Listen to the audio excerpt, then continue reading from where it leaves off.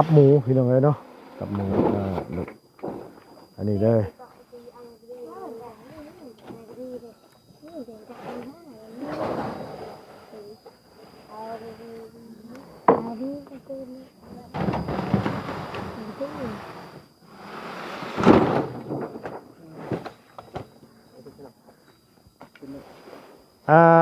บินมันจะได้มาอยู่บ่ล่ะอยู่น้ำช่างเอามาก่อนเลยอ๋ออยู่น้ำช่างเนาะแต่ว่าเงินไอ้จ่ายเด้อไอ้เขาไปจ่ายน้ำอันว่าคนหาจะแล้วขอบใจหลายๆเด้อน้องเด้อโดยล้านสามไปล้านข้าวเสีย4-6,000แม่อันนี้แหละเนี่ยพี่น้องเลยเกือบ9 ล้านทำ9 ล้านเท่านั้นมีที่เล่นนะที่เล่นเอาไปซื้อลูกปิ้งมาให้ไอ้ไม่ไอ้เครื่องกันมันบอกว่าจะโตเลยไอ้ตั้งมาเนี่ยเชื่อล่าเจ้าไล่ได้บ่เพื่อขันตัวนี้นะได้เลยเป็นหวาอย่าบอกว่าท่านได้ไล่เพราะตัวนี้เป็นระยะมันเจียวเลยมันเจียวโดยตัวนี้คือยาวมีแต่ยาวไปทางนี้เนาะยาวประมาณตับนึงอันนี้ก็ขึ้นมานี่เนาะตับนึงพังนั้นกับประมาณตับนึงเป็น2อันนี้ก็3 เมตรโดยฟังเบิ่งคำมันบ่พอก็จะซื้อมาใหม่หน่อยเนาะพ่อก็ซื้อมาให้แต่พ่อก็ได้ตับโดยเอาไถไปแก้วและเอาดีๆนะแนวใดเอาก็ขอบคุณที่อ้ายสดซอยตั้งแต่มื้อแรกจนฮอดปัจจุบันก็ขอให้อ้ายเพิ่นอยู่ดีมีแรงโดยและขอบใจแบบโอ้ยแบบเอาได้เอาได้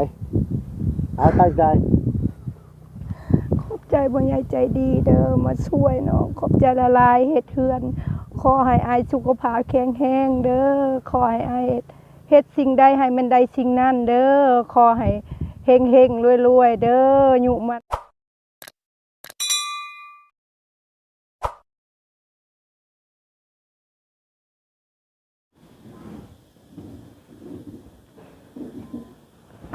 กราบสบายดีและสวัสดีเด้อพ่อแม่พี่น้องเบิดสุขุสุคนพี่น้องเอ้ยระวังในและก็ต่างประเทศนะพี่เนาะเขามารับมาชมช่องของลุงเฮิมชาแนลคือเก่าคือเดิมพี่น้องเอ้ยเปิดคลิปมาวันนี้ก็อยู่บ้านหัวยืงเมืองเซโปนแขวงสนเขตนะพี่เนาะเพราะว่าทั้งลุงก็ขึ้นมาตั้งแต่เมื่อวานนี่แหละพี่น้องเนาะขึ้นมาแล้วก็แวะทางบ้าน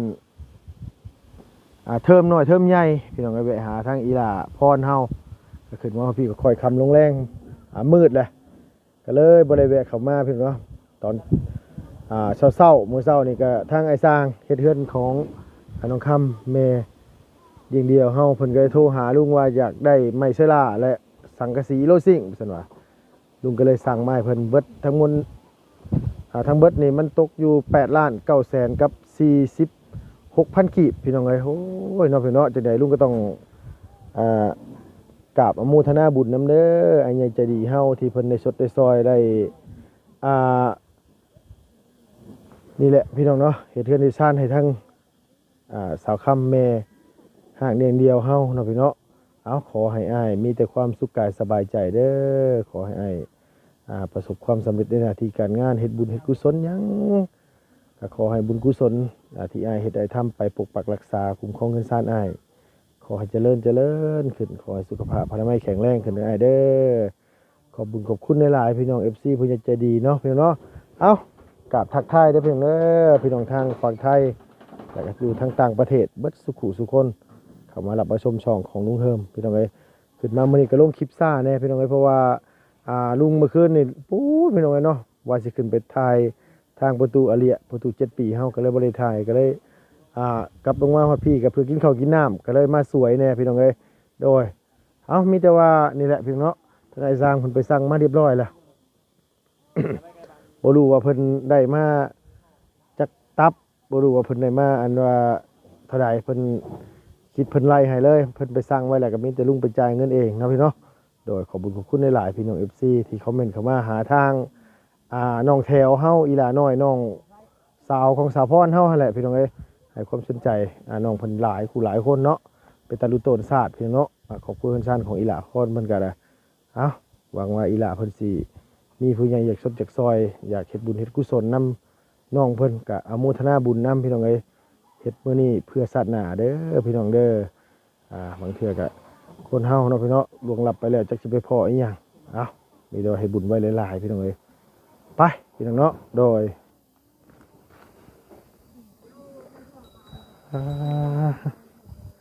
ไม่เชื่อละเอาสีตับหมูพี่น้องเอ้ยเนาะตับหมูอันนี้เลย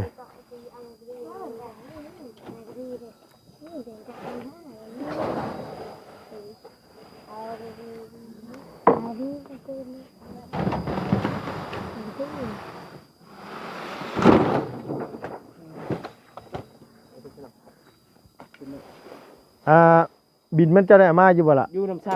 างเอามาก่อนเลย อ๋ออยู่น้ำสร้างเนาะแต่ว่าเงินอาจารย์เด้อให้เขาไปจ่ายน้ำอันว่าคนหาจะแล้วขอบใจหลายๆเด้อน้องเด้อโดย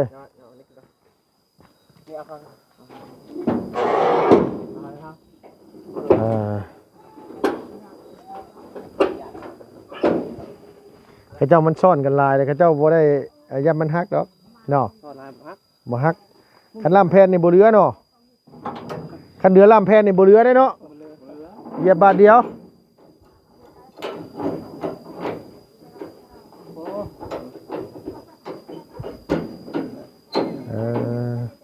มันจะมาฮอดน้องเพิ่นกันเลย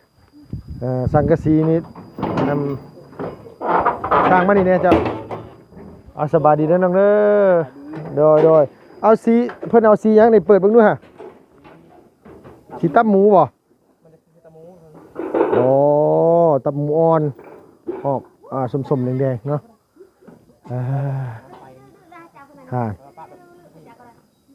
เว้าถึงแล้วก็ลุงบ่ได้อันว่าซื้อลูกติ่งมาพี่น้องก็มีแต่ว่าตอนมอบอันนี้ได้แล้วสิแลนออกไปซื้อลูกติ่งมาให้ทั้งไอ้สร้างเพิ่นคือไอ้สร้างยังบ่ทันได้มาเบาๆโดย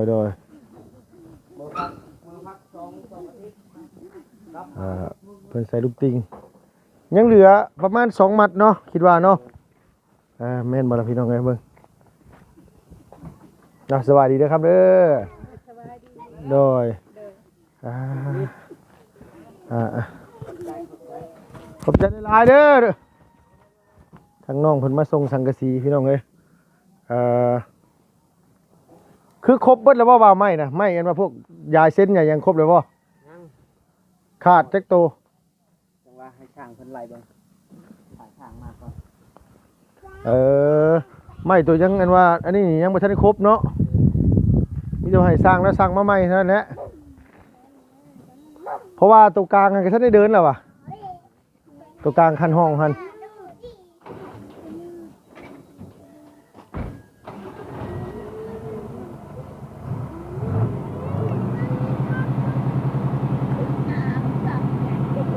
ฝนตกอยู่ว่าบ้านหัวยืงเมื่อคืนนี่ตกแต่เมื่อวาน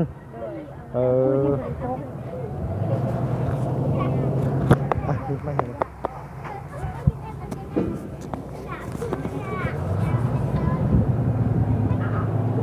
แต่ว่าไอ้สร้างมายังเขาว่าเนาะให้สบายดีนั่นแหละเด้อนำเลยเขาให้ยังไม่ทันได้นำยังไม่ทันได้ได้อยู่คุณเป็นบิ๊กอ่ะเฮ็ด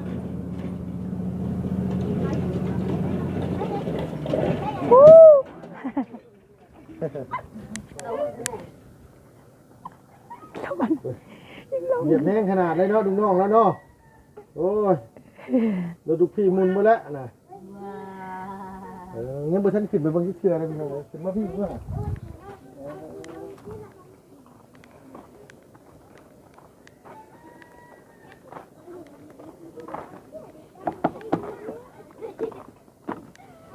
ไม่เอียงอัน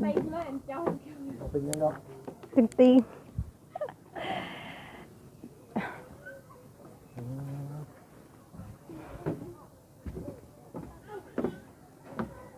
ตอนนี้มันกด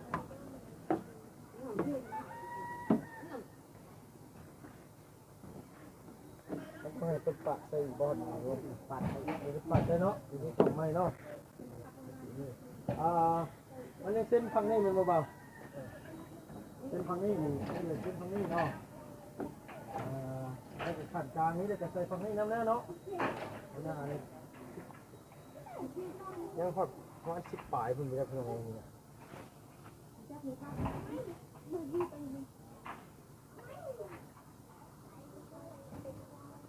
เราก็ต้องขันของกลางนี้คือในตู้เราจะแยกขึ้นมานอนทางฝั่งนี้เฮ็ดยังค่ำชั่วโมงนี่ เฮ็ดไปนั่นไปซอยอายขุดขุบไปแต่ยามมื้อเช้า อ๋อ เป็นกระโมงข่อยก็มาเฮ็ดให้กินให้อาย ไปซอยเพิ่น โดย คุณคุมไม่บิ๊ก โดย ฮอดใส่อะไรได้จักนี่แหละ แล้วนี่ แล้วเลย โดยยังจะปลูก อยู่ทงไหน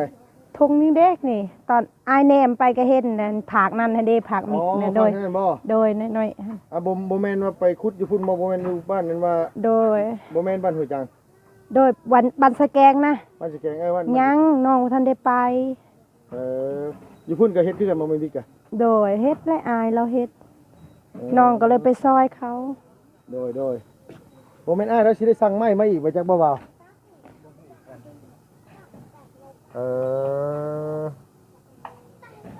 มันก็ต้องได้สั่งอยู่แล้วเนาะมันบ่พอมันสิเอาใช้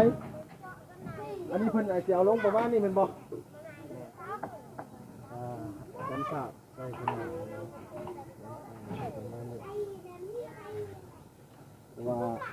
ว่าสิเฮือนแซลมอนบัดเฮือนแซลมอนบัดขัน3ห้องน่ะมันรู้สึกว่ามันแคบมันนี่ใครได้มันถึงกว้างแน่มันบ่ทันได้ใส่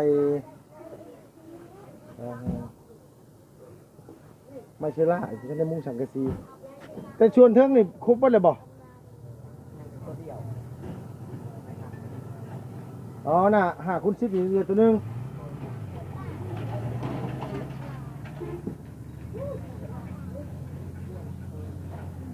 แดดเนาะ เดี๋ยวปะเบาไปลงข้างล่าง ล ปะ ง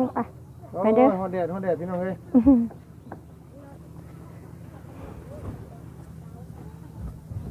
มักบ่คำเป็นว่าไม้เชล่าสีนี่ โดยมาก โอเคอยู่แล้วเนาะ โดย อาการเชียวสีอื่นมันเป็นสว่างโคตรพี่น้องเอ้ยมันยังมันตกสีไว้ โดยสีนี้และน้องมาก สี งามและสีจมูก กับหมู โดย สีกับหมูแก่มันจังอันว่านี่ที่จริงว่าเชียวสีไม่ซักแต่ว่าเรื่องว่ามันหมดวนนะ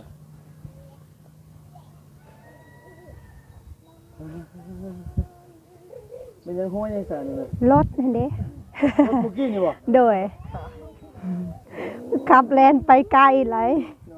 โดยเบิ่งหน้าก่อนเบิดแล้ว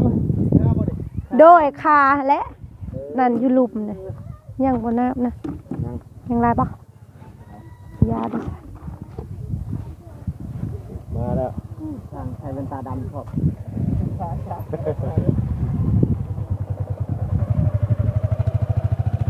โอ้ยวนปั่นนั่นว่ารถไปสั่งสังกะสีเมื่อกี้นี่ก็ได้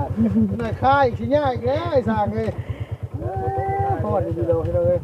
กินข้าวก่อนจะกินในไสกินอยู่พุ่นมันฮ้อน ตะปูไว้เอาแบบใดอันนี้เอาสบาย บ่สิไปเอา สบายดี เดี๋ยว เอารุ่นนี้ครับตัวนั้นมันทงนึง90อันนี้ทงนึง30 ตัวได้คือกันเนาะเดี๋ยวเขาไปจ่ายแล้วค่าไม้นะแม่น8 ล้านกับ946,000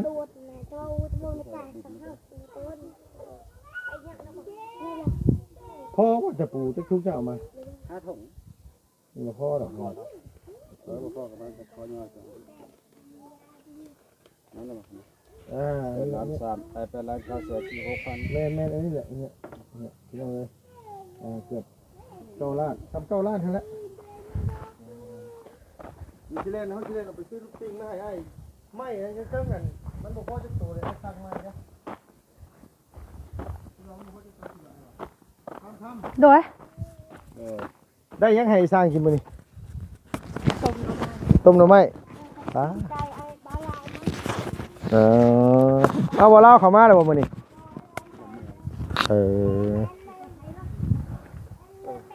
เลย5 เส้นบ่นี่เด้อเ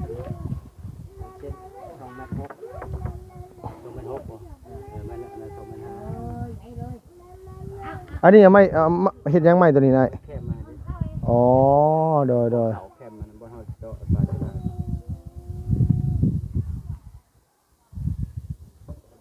หาตับอาจจะพอดีเยอะหาตับ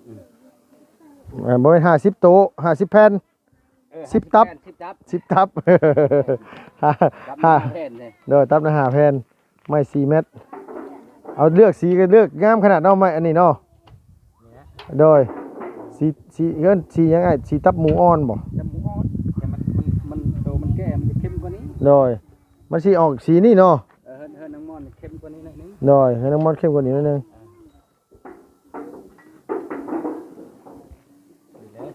ไม่48นะบ่พอหน่อยอ้ายเนาะ ไม่สิบแปดพออยู่ดี พอบ่ แล้วยังหันก็เหลืออยู่นี่จะมอบข้างนั้นกับตัวนึงแล้วก็ข้างนั้นกับตัวนึงนี่กับตัวนึงยังไม่สี่ตัว ขันทั้งกลางเลยจ้ะ ขั้นคือขั้นกับเบิ่งไปแล้วมันจะ เดี๋ยวมันพอสั่งมาใหม่ได้เด้อเดี๋ยวจังจะโทรจังบอกโทรบอกน้องก็ได้ กลางขั้นนี้ก็ได้ โดย ถ่าย ลูกน้องจะท่วงมาไฟกระเป๋ากับป้าเลยเนาะล่ะว่ะสมบัติลายไปจักบ่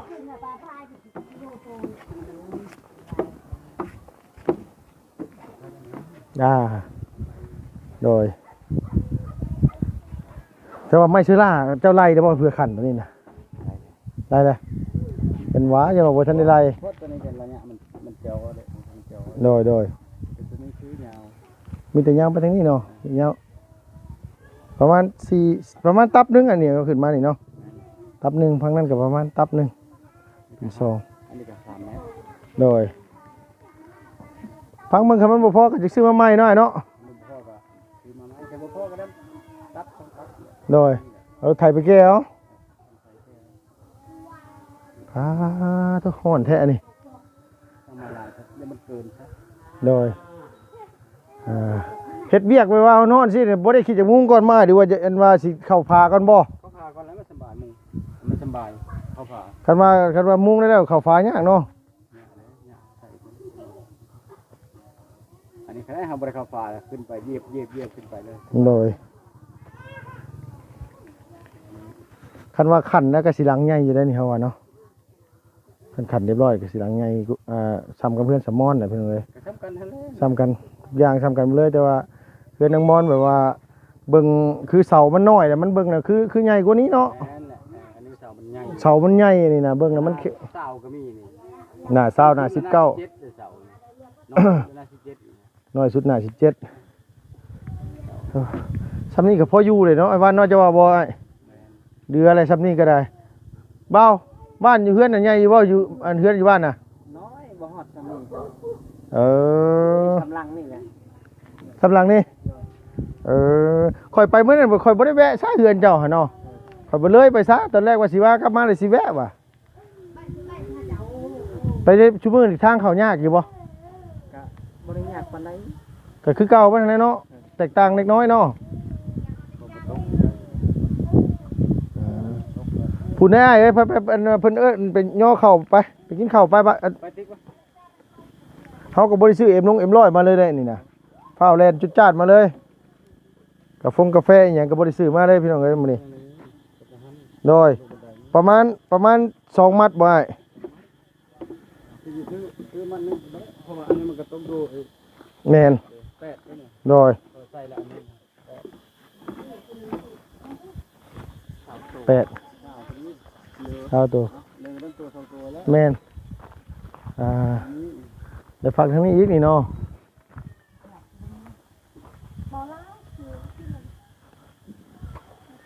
ใช้เวลาย่อฟ้าเข้ามาได้คือแตกขึ้นนั่นน่ะไปทำไมไปกินน้ำกันน่ะโอ้มันยังปิ้งหนูเอามาที่ใช้ปิ้งหนูน่ะ ไปเดี๋ยวดาวน้องชายได้ยิน บ่ปิ้งหนูเพิ่นเอามาน่ะ ว่าอันบ่แม่นนางน้อยกับนานูไปหาหน่อไม้มาครบเพิ่นแล้วก็เอา โอ้ยแบบเพิ่นสิมานเนาะ มานี่ หมายความว่ามานที่นี่น่ะ มากินข้าวมา นี่พวกแม่หาทำไม มานั่ง จบก็ บ่ ไปยัง เอาสบายดีพะลุงนะลูกล่ะโดยสองสาวนี่ไปหาหน่อไม้แหละอันหมาไล่หนู โอ้ยบุญป่าไอ้สร้างแล้วใช่น่ะ ฮะเดี๋ยวนะ เอาเฮากินแล้วเฮาก็มาได้เมื่อกี้น่ะกินข้าวกันอยู่บ้านดงพี่น้องเอ้ยใช้ทางไอ้ผู้นึงน่ะออกไปล้างมือคันว่าเรื่อง ฮะ ก็ยังว่าขึ้นไปกินซื่อๆมาแม่มาลูกสาวไปเฮ็ดเวียกอยู่ในเมืองกลับมานอนพี่บ่หรือว่านอนอยู่พุ่นนางมื้อใดสิไปล่ะยังบ่ฮู้ว่าซั่นว่าโดย มาล้างนะมือรวมมัน แม่นบ่สิล้างให้ฉันดิ มาเด้อกินข้าว มาเด้อพี่น้องเอ้ยเอาเร็วให้หยังอีกเด้อทั้งนั้นน่ะ ฮะนั่น บ่คิดว่านางน่ะว่าบ่เพิ่นสิเป็นเนาะกำมังเลยเฮ้ย มีแต่คนนั่งมึงแล้วอาย เนาะ บ่เขาน่ะ เนาะเขาก็บ่กล้าปานใดเนาะอ้ายเนาะบ่แกงขี้เหล็กซื้อมาจากตลาดบ่ ได้ก็ไอ้ แกงขี้เหล็กนี่ โดย ซื้อบ่แล้วซื้อมา โดย มาเด้อพี่น้องได้กินข้าวเด้อ เอาเบาไป น้องใหม่ไหมแซ่บอีหลีมาแม่ กินลูกเขาแต่ละมือก็บ่ได้มียังกินแหละทำอายกินหน่อไม้ปลาหน่อไม้กับพันไอ้เรากินอาหารแล้วมันจะบ่มีไปซื้อบ่มีเงินไปซื้อแล้วอีดูแล้วลูกเฮ็ดเดือนจ้ะกินแต่ทำไมนี่ โอ้ยกินยังก็กินเนาะไอ้วันน่ะอ่ะ บ่อีดูแล้ว ของ เนาะเรามาเฮ็ดเดือนให้เอาไอ้แต่อยากให้เรากินแซ่บๆนั่นแหละนอนก็คือ แต่เก่าลุงอยู่แถวนี้น่ะลุงซื้อไปฝากแต่เก่ามารับไอ้เรื่องเจ้าบ่ได้คอยเข้ามา ว่าลำบากลาก็ดึงเรือออกได้ผลยัน ฮะ ยันผลมัน อืมฝนตกมาก็ออกไปบ่ได้ดีเดียวนะ คันว่าคนตกแห้งๆออกได้อยู่บ่มื่นปานใด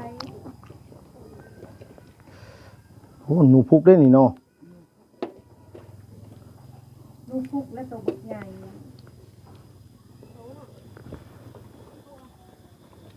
อยากอายนะเขาเจ้าบ่กินน้ำเขาก็เช่าได้ละ ตายจะกินแล้วแหละ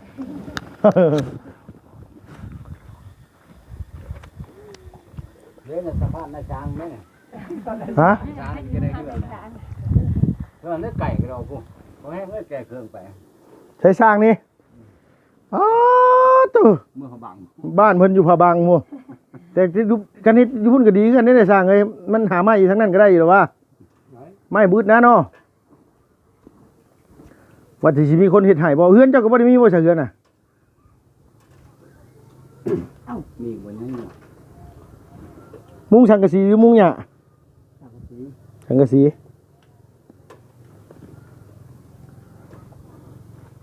เฮ็ดกัน2คนก็ถือว่าไวได้อพี่น้องเอ้ยนี่นะไวดีคันว่าบ่ท่าเครื่องยังสิไวกว่านี้บ่จักอันนี้บ่ แล้วเหมือนเครื่องเลย เครื่องครบอันนี้ก็แล้วแล้ว เนาะ ไหวเลย คนรับผิดชอบก็จักได้อยู่ซุมื้อนี่เลอๆอยู่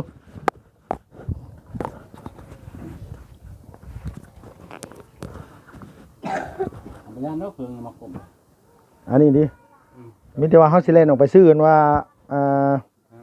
ลูกติง ตกก็ตกเลยคน กับอันว่าอหยังวะบานประตูนั่นแหละบานพับน้อยเนาะบานประตูบานน้อยประมาณ8ใบพี่น้องเอ้ย8ใบใบใหญ่2ใบเป็น10ใบ บันพับเหรอบันพับง่ายกว่าหก ตัวใหญ่6เนาะเอาตัว3คู่ตัว3คู่ฮะ ตามคู่แล้วก็ไอ้ตัวน้อยมันก็ 30อัน30กว่าอันบ่แม่นแน่เนาะ พับน้อยฮะใส่สอง ใส่ซองเอา8ปองกับ16เนาะ16โตว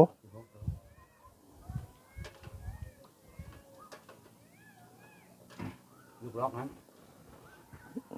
เอาหูกระต่ายเอาบ่2อัน ลูกใต้เหรอ หูกระตายคือเฮือนน้ำมอนนี่บ่เอาแบบนั้นบ่ ซื้อไว้ผมก็ได้ ก่อนล็อก จะห่อไข่ฮะ หูยับมา โดย แล้วก็ล็อกฮะล็อกมันกระสิบหกคือกันไปกระสิบหกแม่นละใส่ช่องลุงเทิง โดย สิบหกนะ ตัวใหญ่หันกะใส่อันหนึงหรือสิใส่2อัน ง่ายก็ได้แต่ใส่หนึ่งหรือสองใส่หนึ่งใส่ ใส่กลางแล้วเนาะ ใส่กลางอันนึง ใส่กลางอันเดียวเนาะเพราะว่าคันใส่พื้นมันสิเจาะได้บ่มันก็เจาะบ่ได้นี่มันเป็นเรือนปูน ใส่กลางให้มันใส่กลาง โดยไปเมื่อนั้นว่าสิไปอันว่าเยี่ยมเพิ่นฝนตกเทลงมา โอ้ยเป็นนางมอนฮะ ไข่วะ ไข่เบิดเฮือนเฮาก็บ่อยากทายน้ำแน่ยันเอาพยาธิมาติดตัวเองแน่เอาคิดย่านแน่นอไข่เต็มอยู่ โดย เข้าไปนี่ก็โอ้เจ้าเอ้ย เริ่มไข่แล้วคน ช่วงหนึงอะคนไข่ลายอีหลีได้อ้ายช่วงหนึงอะไปเฮือนไผก็ไข่เขาอันเฮือนน้องน้ำนุ่งหยังก็ไข่เอาให้สร้างเพิ่นกินข้าวก่อนพี่น้องเอ้ยพี่น้องเอ้ยมีแต่ว่ามาขอบบุญขอบคุณทั้งอ้ายเพิ่นก่อนแล้วก็โอ้ยแล้วก็ชดซอยเนี่ยมันแล้วมันทั่วแล้วฝนสิตกแล้วฝนตกบนนึงหั่นเป็นตะอยู่ว่าตูบน้อยน่ะ ผัว ฮะ ผัว หัว โดย หัวก็หาเกาะหญ้าก็ตองตี้มาใส่เนาะพี่น้องเนาะ ยางนั่นเด้ ตุงยางซ้อนใส่ โดย คักคือกันนะ ผัว เอ แม่ตู อ กาฝุ่นน้ำลงมาทุนท่วมนางมือนั่นพากันจ้า เพิ่นนอนตูบเพิ่นน่ะบ่ โดยแล้วก็ ฝนตกแฮง เพิ่นว่าแล้วแท้เพิ่นว่าแนวนี้เพิ่นว่านะคันได้มุงเนาะเพิ่นว่าเฮาไปอยู่ลุ่มหันก็ได้เพิ่นว่า มุงจะมุงเทิงนี่บ่ โดยเพิ่นพา มุงเฮือนนี่ โดย เอ วงนั้นแหละเพิ่นว่า อ เขาก็ห้ามเตียงไปพุ่นใครแน่เพิ่นว่า อืม ดังไผเพิ่นว่า เหนื่อย ก็ใจเย็นๆแหละหาว่าแม่บัดนั้นมันก็แล้วไป คอยเฮ็ดคอยทำไปแล้วเฮ็ดได้มัน โดย ให้กับอีกอย่างก็พี่น้องก็คือจังซี่แบบว่าลุงก็บ่ได้คอยขึ้นมา อันนี้มีแต่ส่วนหลายก็มีแต่ให้อ้ายแล้วที่จริงเราก็อยากได้แต่ถึงเนี่ยไม่ใช่ล่ากับอันว่าสังกะสีลุงก็คิดว่าสิลงไปมื้อ2มื้อสิขึ้นมาเคลียร์ไหมวะก็เลย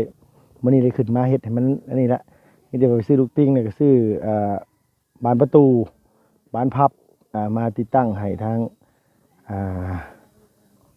เสาค้ำพี่น้องให้มันแล้วมันทั่ว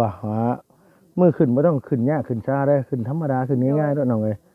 ก็มีแต่ขึ้นนะถ้าอายคิมอายเข้ามาแล้วเด้อเพราะว่าที่อายเฮาว่าสิให้อายขึ้นมาเมื่อแบบทีมงานอายนะมาร่วมกันหั่นนะ ดอย อยากให้ม่วน แล้วไปใช้สะอ้ายแล้วเดี๋ยวนี้ นอนอยู่พุ่น คือแดดๆสิก็บ่กล้าไปได้อน้อยเนาะขุดคุมมานี่กันเนาะ โดย มีแต่ว่าทั้งนี้ทั้งนั้นกับพี่น้องผู้ลุงไปอันว่าซื้อของมานี่เนาะไม้เชล่ากับสังกะสีโลซิ่งทั้งบัดทั้งมวล8 ล้านกับ 946,000 กีบ8 ล้าน8 ล้าน50ซะไปพี่น้องเอ้ย8 ล้าน 950,000 กีบซะเพราะมันขาดอยู่ 4,000 เพิ่นบ่ได้ทอนลุงก็4,000 กีบเพิ่นลุงก็เลยบ่เป็นหยังวะให้เพิ่นไป8 ล้านกับ 950,000 อันนี้ก็เป็นเงินทางอัญญาจะดีเฮาคนที่ซื้อข้าวซื้อน้ำซื้อถ้วยซื้อบวงซื้อทุกอย่างอะไรพี่น้องเอ้ยมาให้ทั้งน้องคำเพิ่นอย่างไรลุงก็ต้องกราบขอบคุญขอบคุณกราบอนุโมทนาบุญนำทั้งอ้ายเพิ่นหลายๆที่เพิ่นได้สดได้ซอยทั้งน้องเพิ่นแล้วก็อ้ายเพิ่นไว้วางใจพี่น้องเอ้ยให้ลุงมาเป็นสะพานบุญให้เดี๋ยวสิไปซื้อบานกับบานพับมาให้ทางอ้ายเพิ่นก่อนลุงสิเดินทางลงไปแล้วก็ทำมันแล้วมันทั่วก็ไม่ได้ว่าหามือขึ้นมืออยู่ก่อนออกก่อนเข้าพรรษาซะนะครับเนาะ โดย คันเข้าพรรษาแล้วเพิ่นบ่อยากให้ขึ้นเฮือนพี่น้องเอ้ยหรือว่าเฮ็ดหยังก็ตามแต่นะแต่ว่ามันยังบ่ทันได้เข้าพรรษาน่าจะทันอยู่ดอกพี่น้องเนาะตัวนี้ก็ได้อันตูบน้อยๆนี่ตูบไผหล่านี่นะ เขาอยู่กัน อ๋อเพิ่นอยู่กำ โดย คันเพิ่นอยู่กำนี่คือสมมุติว่ามีลูกนี่เพิ่นบ่ได้ให้อยู่ในเฮือนบ่เนาะ โดย ต้องมาลงมาอยู่ข้างล่าง โดย ต้องเฮ็ดตูบอยู่ โดย คือสมมุติว่าตัวมีผัวหรือว่านี่คันตัวมีลูกนี่ตัวก็ต้องมาอยู่ข้างล่างคือกัน โดย อยู่ถึงเฮือนบ่ได้ โ โดยแบบกะได้อยู่แต่ว่ามันเปื้อนคันว่าเฮาไปห้องหมอก็ต้องอยู่แบบนี้กันหั่นน่ะเพราะว่าฮีตทางนี้เด้ฮีตเราถึก คนลาวนี่สบายเนาะก็จะ เอาสิยากยังเฮ้ยคนลาวก็อยู่เทิงเฮือนนั่นแหละสิเป็นหยังบ่ได้ย้ายลงมาลุงล่างได้ โดย บ่นี่คันคนอยู่พี่คันมีลูกนี่ต้องเอาอันเฮ็ดตูบน้อยสิ โดย เพื่อมานอนอยู่กำ โดย จากพ่อพี่น้องเอ้ยตอนเมียน้องเอ็ดตอนนั้นอันสาวแคทบ่สาวแคทเพิ่นอยู่กำสิแหละเพิ่นย้ายมาอยู่แล้วเพิ่นจุไฟหั่นแหละชุมลุงเข้าไปพ่ออ๋อแบบนี้เนาะน้องเนาะ โดย มันเป็นทุกบ้านเลยแม่นบ่ครับ โดย กันคนชนเผ่านี่ชนลายสิเป็นแบบนี้เนาะน้องเนาะ โดย เอาพี่น้องเอ้ยมีแต่ว่าที่เพิ่นซื้อไมเชล่าเด้อน้องเด้อ โดย ซื้อสังกะสีโรซิ่งนี่ก็เป็นทางไอ้คนเก่าคนเดิมมาแหละ โดย ที่อ้ายเพิ่นเพิ่นซอยมาตลอดนั่นแหละเพิ่นก็ให้ลุงสั่งไมเชล่าพี่น้องเอ้ยแล้วก็สังกะสีมาให้มีแต่ว่าลุงผักไอ้โตขอบคุญขอบคุณทั้งอ้ายเพิ่นแน่ให้เพิ่นอยู่ดีมีแห้งหั่นแหละบ่มีหยังหลายดอกมีแต่ว่าขอบคุญขอบคุณทั้งอ้ายเพิ่นจักไม้ตัวใดแน่พี่น้องเอ้ยนี่ก็จักตัวใดได้จักตัวใดบ่ได้บ่เด้มีสองอันแต่ว่ามันสิเสียอันหนึงแหละ และ เอาดีๆ จั นะ งแนวใด เอาก็ขอบคุญขอบคุณที่อ้ายสดซอยตั้งแต่มื้อแรกจนฮอดปัจจุบันก็ขอให้อ้ายเพิ่นอยู่ดีมีแห้ง โดยและขอบใจแบบ โอ้ยแบบ เอาเลยเอาได้เอาตั้งใจ ขอบใจบ่ใหญ่ใจดีเด้อมาช่วยเนาะขอบใจละลายเฮ็ดเฮือนขอให้อายสุขภาพแข็งแรงเด้อขอให้อายเฮ็ดสิ่งใดให้มันได้สิ่งนั้นเด้อขอให้เฮงๆรวยๆเด้ออยู่มันพันยืนเด้อขอบใจเด้อสุขภาพแข็งแรงเด้อ เอาพี่น้องเอ้ย โด เนาะ ยขอบใจเด้อ มีแต่ว่าลุงกับเนาะพี่น้องเนาะอาจจะไหนก็ต้องกราบอนุโมทนาบุญนำอ้ายใหญ่ใจดีเฮาที่เพิ่นได้สดได้ซอยผู้กำลังรอยโอกาสที่เพิ่นบ่มีเฮือนมีซ่านมีข้าวมีน้ำกินอ้ายเพิ่นก็สดก็ซอยยกตัวอย่างคือสามอนเนาะพี่น้องแล้วก็บางคำนี้หลายคนที่ผ่านมาที่อ้ายเพิ่นสดซอยก็ขอให้บุญกุศลที่อ้ายเฮ็ดอ้ายสร้างที่อ้ายเฮ็ดอ้ายทำไปปกปักรักษาคุ้มครองเงินซ่านหน้าที่การงานอ้ายขอให้เจริญขึ้น ให้อยู่ยันมันยืนเด้อ ขอให้อ้ายเพิ่นประสบความสำเร็จ โด ทุกสิ่ง ย อย่างสิ่งสำคัญก็ขอให้สุขภาพพลานามัยแข็งแรงขอให้อายุมันขวัญยืนเป็น ขอให้ เงินทง อายเฮ็ดสิ่งใดให้มันได้สิ่งนั้นให้อายุยันมันยืนให้เจริญเด้อให้สุขภาพแข็งแรงให้อยู่แบบเฮิงๆหันขอบใจละลายมาช่วยน้องเฮ็ดเฮือนให้น้องขอบใจเด้อ แล้วก็มีแต่ขอบคุณขอบคุณ โดย ทางผู้ใหญ่ใจดี FC วัดสุขุสุคนที่เพิ่นเป็นกำลังแรงใจให้แล้วพี่น้องก็ขอให้เพิ่นสุขภาพพลานามัยแข็งแรงเนาะตลอดปีตลอดไปสิ่งสำคัญอย่าเจ็บอย่าจนลำไปด้วยเด้อ โดยสาธุ เนาะ โดย มีแต่ว่าลุงสิไปอันว่านี่ก่อนนะครับเด้อ โดย ไปอันว่าซื้อลูกติ้งพี่น้องไป2 มัดกับอันว่าซื้อบานประตูกันว่าอันนี้ก็สิซื้อเขามาเลยเพราะว่าเงินมันเหลือหน่อยถ้าว่ามันอันนี้สิไปกดเงินออกมาก่อนพี่น้องเอ้ยเพราะว่าเมื่อวานนี่ก็กดออกมา10ปลายล้านซื้อนี่ไป10กว่าล้านล่ะเอาเป็น8ล้านกว่าเลยมันสิพอบานประตูอันบ่พอก็อาจสิเป็นมื้ออื่นแต่ว่าทั้งนี้นั่นก็เอาลูกติ้งมาให้อ้ายแล้วก่อนนั่นแหละแล้วสิพาเฮ็ดวันนี้เนาะครับเนาะ โดย เอ้าอยู่ดีมีแห้งพี่น้องเอา โด สบายดี ยอยู่ดีมีแรงเด้อ FC ขอบใจหลายๆอย่าลืมกดไลค์กดแชร์อายเนี่ยเด้อติดตามอายเนี่ยขอบใจหลาย โด ๆโดย เอาไม้มาบาดที่นี่มื้อใดสิไปไทยบันแม่นมื้อใดสิไปเฮ็ดเวียก โอ้ยังเพิ่มอาย ฟังมึงก่อน โดย เฮ็ดเฮือนอยู่ซ่านนั่นแหละก็อยู่เฮือนอยู่ซ่านก่อนเด้เนาะเฮ้ยเนาะ โดย เอาพี่น้องเอ้ยเฒ่าแม่แล้วกับฟ้าวอย่าขึ้นได้หั่นมันบ่มีหม่องอยู่หม่องนอนแล้วว่าเอามีแต่ว่าตามนั้นเด้เนาะครับเนาะโดยไปพี่น้องเอ้ย